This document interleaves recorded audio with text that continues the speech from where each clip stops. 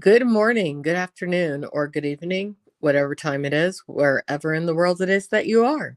Welcome once more to another live stream of Alexandra Mayer's Live, page by page reading and commentary of the Bible. Um, I have another project that I had slated to come out this afternoon when it came to a final statement that I wanted to make about something in regards to some coverage I've been giving to a certain dramatic situation online, but I wanted to get it done today, but I didn't. I didn't.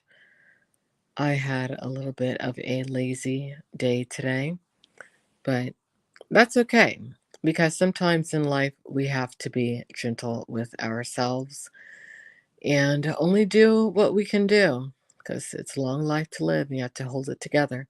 So, anyway, tonight we are going to go into Leviticus 5. Leviticus 5, the guilt offering and the offering of restitution. Um,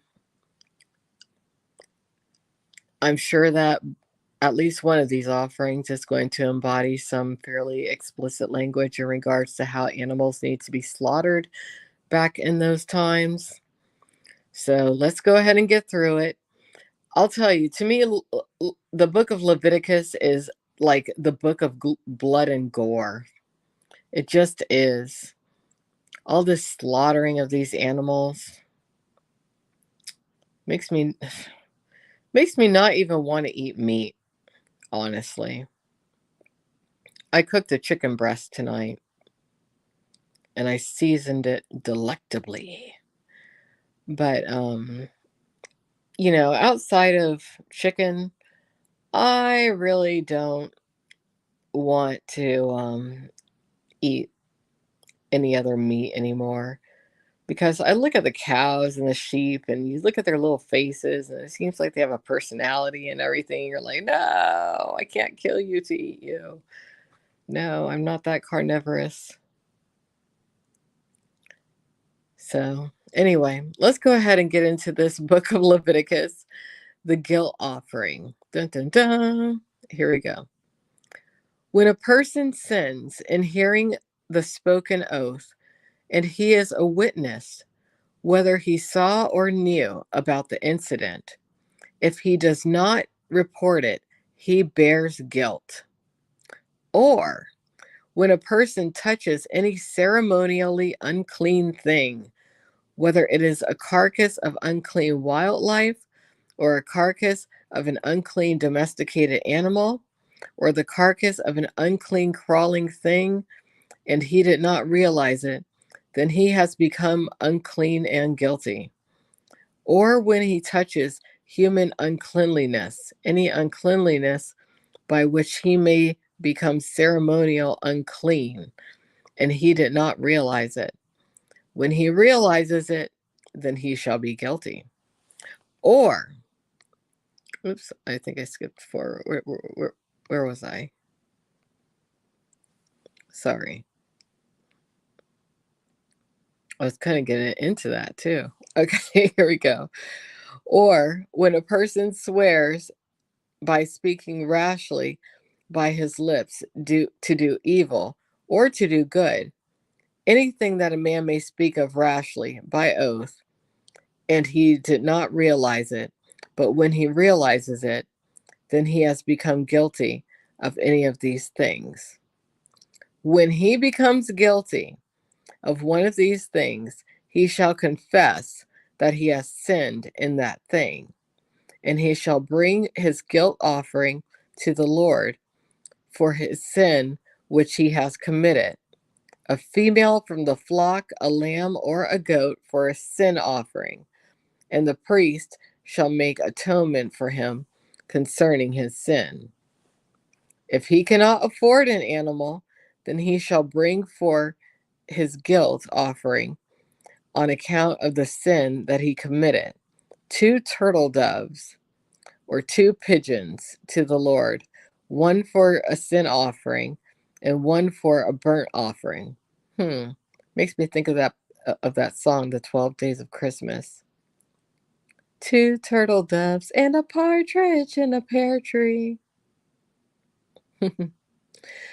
Then he shall sprinkle some of the blood from the sin offering on the side of the altar, and the rest of the blood shall be poured out at the base of the altar. It is a sin offering. But the second he shall treat as a burnt offering according to the regulation. The priest shall make atonement for him for his sin that he committed, and he shall be forgiven. But if he cannot afford to bring 2 turtle doves or 2 pigeons, he shall bring for his offering the sin that he committed 1/10 of an ephah of wheat flour for a sin offering. He shall not place olive oil on it, nor shall he put frankincense of it, for it is a sin offering. Then he shall bring it to the priest, and the priest shall scoop out a handful from it as a memorial portion and burn it on the altar as a food offering to the Lord made by fire. It is a sin offering. The priest shall make atonement for him concerning his sin that he committed from any of these offenses, and he shall be forgiven. The remainder will belong to the priest, like the grain offering. So, in other words, if you're going to sin, you're going to have to pay for it. Ha ha ha. Okay, let's continue. Offerings with restitution. The Lord spoke to Moses, saying, when a person acts unfaithfully and sins unintentionally in regard to the holy things of the Lord, then for his restitution offering, the Lord shall bring a ram without blemish from the flock, or its equivalent, in your estimation, in silver shekels, using the sanctuary shekel, for a guilt offering. And he shall repay the sin that he committed with regard to the holy thing, and shall add a fifth to it and give it to the priest. And, you know, I hate to turn people away, but you're just connected to way too much negativity. So I have to say goodbye to you. You can listen, but I don't want to talk to you. If a person sins unintentionally and has any one of the things that by commandments of the Lord should not be done, and he is found guilty, he shall bear his iniquity.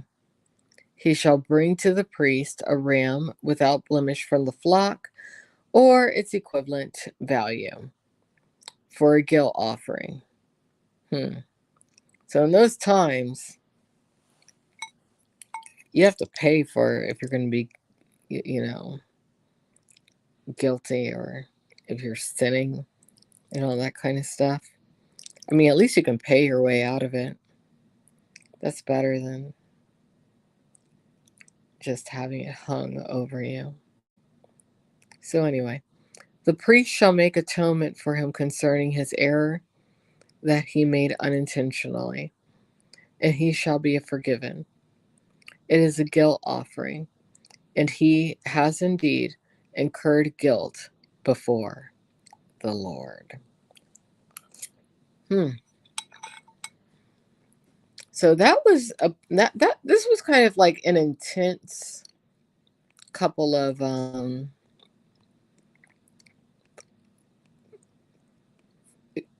phrases or readings from the Bible tonight. Leviticus 5, because it's all about how to put these offerings together in a rather organized and technical way, and what the offering should be for. A lot of this is to make you feel guilty and to make you feel like you have to be super duper good. And it is good to be good. We should all strive to be good and not do bad things to each other if possible. So, anyway, I hope all of you out there enjoyed tonight's reading, and I'll be back tomorrow. Sorry I came on here a little bit late tonight, but you can only do what you can do. Take care. Good night. Bye bye.